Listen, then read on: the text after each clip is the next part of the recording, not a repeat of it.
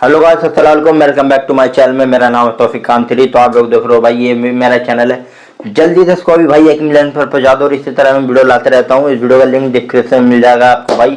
रवीश कुमार साहब का। मिलते हैं वीडियो का। आप कैसे देखते हैं, यह इस बात पर निर्भर करता है कि आप पवार के साथ साथ पावर को कैसे देखते और समझते हैं। पावर के साथ साथ आप भारत को कैसे देखते हैं, इस पर भी निर्भर करता है। भारत को देखने का एक नया चश्मा आपको देता हूं। इस चश्मे से आपको एक दूसरा भारत दिखेगा, बल्कि वही पहला भारत है। इस भारत में जो भी किसी को ठग रहा है, वह भी किसी से ठगा जा रहा है। जो किसी से वसूल रहा है, वो भी किसी को दे रहा है। इसलिए वाह वाह वाह, क्या लाइन है। ठग प्रधान देश भी कहता हूं। अगर आप कमजोर हैं तो आपको कोई भी ठग सकता है। आप पावरफुल हैं तो आप भी किसी को ठग सकते हैं, बल्कि जिसने भी आपको ठगा है उसे भी ठग सकते हैं। तो ठगना और ठगा जाना ही भारत में न्याय का मूलभूत आधार है। अब इसी आधार पर मेरा एक अनुत्तरित सवाल है। अजीत पवार ने इनकम टैक्स विभाग को ठग लिया, या इनकम टैक्स विभाग ने अजीत पवार को ठगा था? Britannia, the laughing cow, brings you creamy cheese with the power of 5 nutrients. Add a squeeze full of cheesy nutrition for tasty tiffins at just ₹15. क्या है ये Britannia, ऐड the मेरी laughing वीडियो cow देखने में sachet. डालते हैं भाई।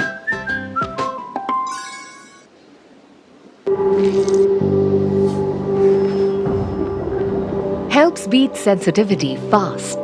Sensodyne Rapid Relief. 2019 से महाराष्ट्र की राजनीति 3 लोगों के बीच घूम रही है। देवेंद्र फडणवीस, अजित पवार और एकनाथ शिंदे। इन तीनों में से 2 एक दूसरे के अंडर में उप मुख्यमंत्री रह चुके हैं और एक दूसरे के मुख्यमंत्री भी। जैसे देवेंद्र फडणवीस एकनाथ शिंदे के अंडर में उप मुख्यमंत्री, तो अब एकनाथ शिंदे देवेंद्र फडणवीस के अंडर में उप मुख्यमंत्री हो गए हैं। मगर अजीत पवार इन दोनों के उप मुख्यमंत्री ही रह गए।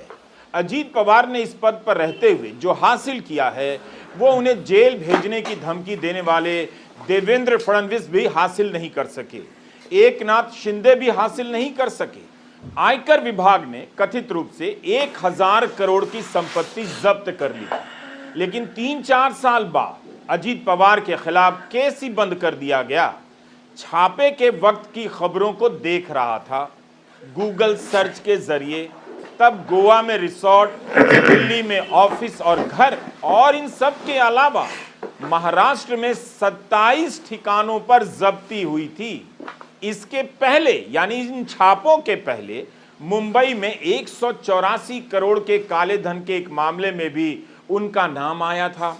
उस समय एक ही दिन में सीबीडीटी ने मुंबई, बारामती, पुणे, गोवा और जयपुर में 70 जगहों पर छापे डाले थे। उसमें भी पवार का नाम था। इतना सब हुआ और अब खबर आ गई कि केस बंद हो गया। यह भारत में आयकर विभाग द्वारा प्रताड़ित और फिर बाद में प्रमाणित ईमानदारी की सबसे बड़ी घटना है। क्या आप सोच सकते हैं कि अगर आयकर विभाग इस देश में आपकी 1000 करोड़ की संपत्ति जब्त कर ले तो आपकी क्या हालत होगी?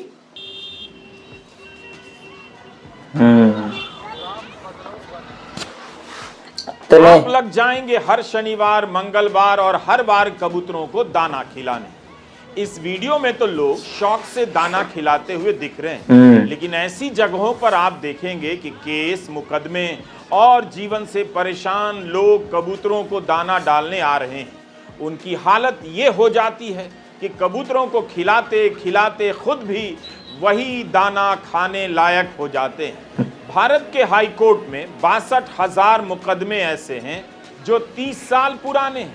क्या पता ये लोग भी कहां कहां दाना खिला रहे हों। लाखों लोग अंडर ट्रायल हैं, उनके परिवार वाले हर रंग के जानवर, पक्षी को दाना खिलाते खिलाते थक गए होंगे, लेकिन उनका नसीब अजीत पवार जैसा नहीं निकला। इन सभी को कबूतरों का चक्कर छोड़कर अजीत पवार के चक्कर लगाने चाहिए। उनसे ही पूछना चाहिए, इस भारत में आप कैसे केस मुकदमों से मुक्त हो गए? आपके खिलाफ 1000 करोड़ का केस आयकर विभाग ने बंद कर दिया। किस कबूतर की वजह से ऐसा हो गया? उन्हें अजीत पवार से पूछना चाहिए, इतने बड़े बड़े केस से मुक्ति के लिए उन्होंने क्या क्या किया?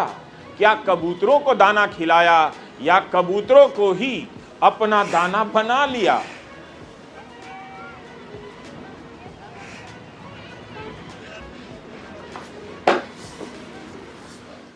इसलिए अजीत पवार की बात होनी चाहिए। उनकी केस मुक्ति को एक राष्ट्रीय उम्मीद की तरह देखना चाहिए। जिस दिन अजीत पवार के खिलाफ आयकर विभाग ने केस बंद किया, उसे भारत में नेशनल केस मुक्ति दिवस के रूप में मनाया जाए। उनके खिलाफ केस का बंद हो जाना एक घटना नहीं है, उससे भी बड़े लेवल की परिघटना है, यानी योजना से भी ऊपर की चीज परियोजना है। अजीत पवार के खिलाफ केसों का बंद होते जाना और चुनाव में उनकी पार्टी की सीटों का बढ़ते जाना बता रहा है कि हमें राजनीति को नहीं बल्कि भारत की कार्यपालिका, न्यायपालिका को देखने का नजरिया दुरुस्त कर लेना चाहिए।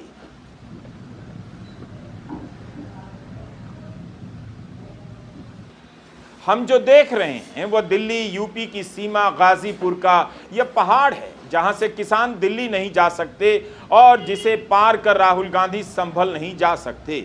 उसी गाजीपुर की सीमा पर है कूड़ों का यह दिव्य पहाड़ जिसे कोई नहीं हटा पाया।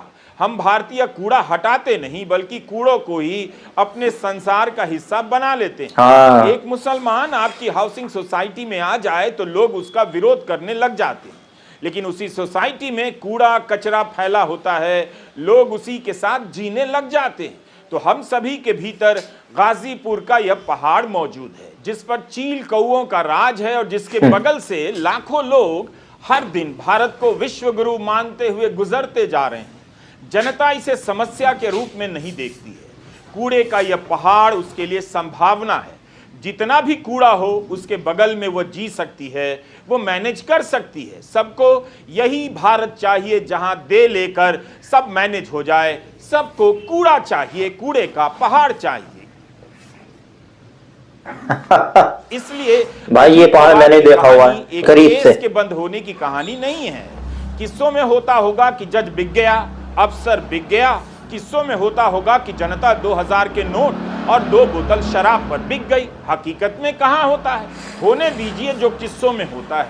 आप वो देखिए जो किस्सों में नहीं होता है। और वो क्या है जो किस्सों में नहीं होता है? अजीत पवार के चेहरे में केवल अजीत पवार का चेहरा नहीं होता है, उनके चेहरे में भारत की राजनीति का भी चेहरा है और वो चेहरा प्रधानमंत्री नरेंद्र मोदी का भी है। 10 साल के दौरान उन्होंने राजनीति की हर अनैतिकता को, हर झूठ को नैतिकता और सच में बदल दिया।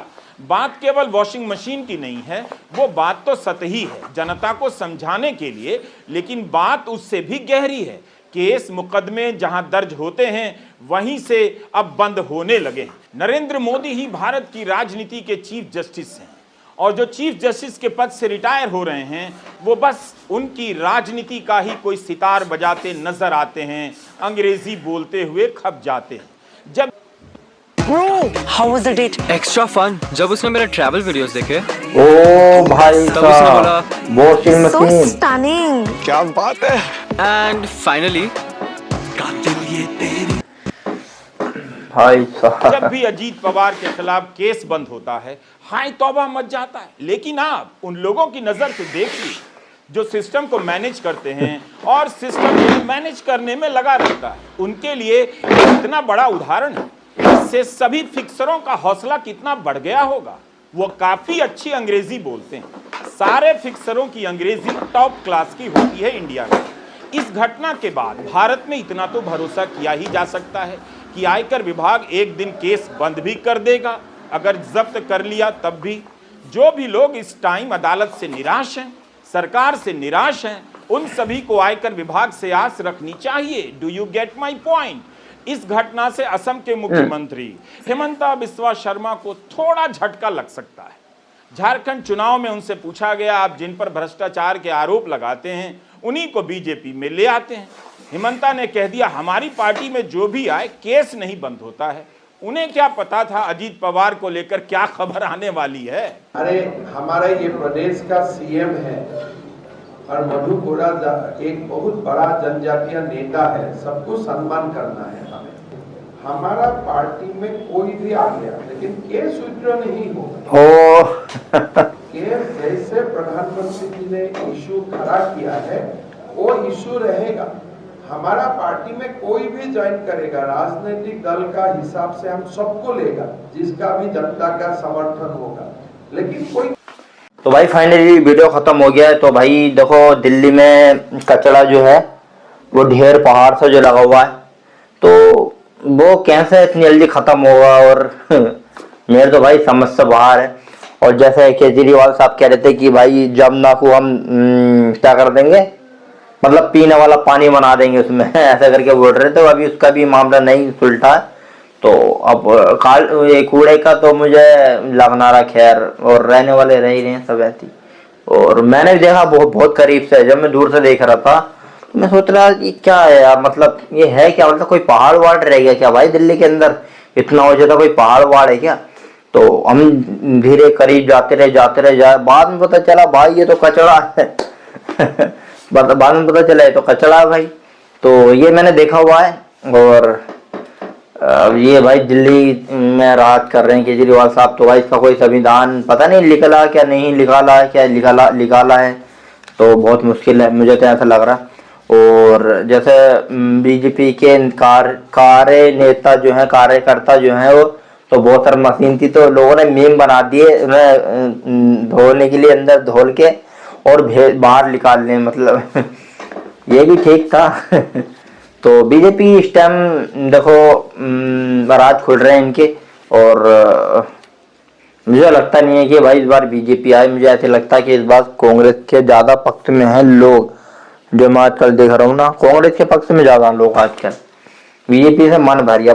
अब कोई भी सरकार ज्यादा लंबे समय तक रह लेते तो लोग बोर हो जाते हैं। तो चलिए यहाँ तक था वीडियो, और कमेंट करके जरूर बताइएगा आपको क्या लगा, और इस वीडियो को लाइक जरूर कीजिएगा, और चैनल को कर दो सब्सक्राइब। ये भी मेरा चैनल है, इसको भी जल्दी से 1 मिलियन पहुंचा दो। इसी तरह वीडियो में लाता रहता हूँ। मिलते हैं अगली वीडियो में।